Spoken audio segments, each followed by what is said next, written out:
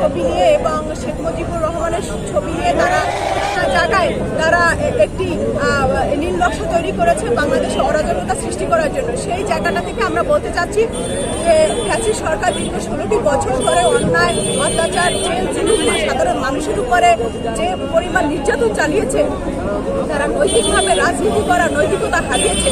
তারা আওয়ামী লীগ সরকারকে অবশ্যই এবং তার নেতৃবৃন্দকে অবশ্যই এটি আইনের মুখোমুখি দাঁড় করাতে হবে এবং বিচারের মুখোমুখি দাঁড় করিয়ে তাদেরকে সঠিক প্রক্রিয়ায় বিচারের মধ্য দিয়ে তাদেরকে দুধ দিয়ে গোসল করিয়ে তবিয়ে তাদেরকে রাজনৈতিক অঙ্গনে ফিরিয়ে আসার আহ্বান জানিয়েছি। তাদেরকে যদি ন্যূনতম তাদের মানবিকতা থেকে থাকে, লজ্জা থেকে থাকে, তাদের যদি চরিত্রে ন্যূনতম যদি বিবেক থেকে থাকে, তাহলে আমি মনে করি তারা যা করেছে অপকর্ম তাদের জন্য তাদের অনুতপ্ত হওয়া উচিত, রিগ্রেট ফিল করা উচিত। সেই জায়গা থেকে আমি বলতে চাচ্ছি, আপনারা যতই চেষ্টা করেন, যতই চক্রান্ত করেন না কেন, আপনাদেরকে বাংলার মাটিতে গণ অধিকার পরিষদ বিনা বিচারে আপনাদেরকে রাজনৈতিক অঙ্গনে কোনোভাবেই ফিরে আসতে দেওয়া হবে না।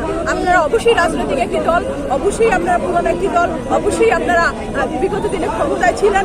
আপনারা যে কুকর্ম করেছেন সেটি আপনারা স্বীকার করুন এবং স্বীকারের মধ্য দিয়ে আপনাদের প্রায়শ্চিত্ত করুন। প্রায়শ্চিত্তের মধ্য দিয়ে আবার আপনারা রাজনৈতিক অঙ্গনে ফিরে আসুন। তারা আন্তর্জাতিক আদালতে 62 জনের বিরুদ্ধে মামলা দিয়ে উপদেষ্টা সহ সমন্বয়কদের বিরুদ্ধে আরো বিভিন্ন জনের বিরুদ্ধে। এই মামলাটাকে কিভাবে দেখেন? আসলে আওয়ামী লীগ জাতিগতভাবে বক্তব্য এবং তারা সবসময় আমি দেখি তারা চালনাটার কথা বলে।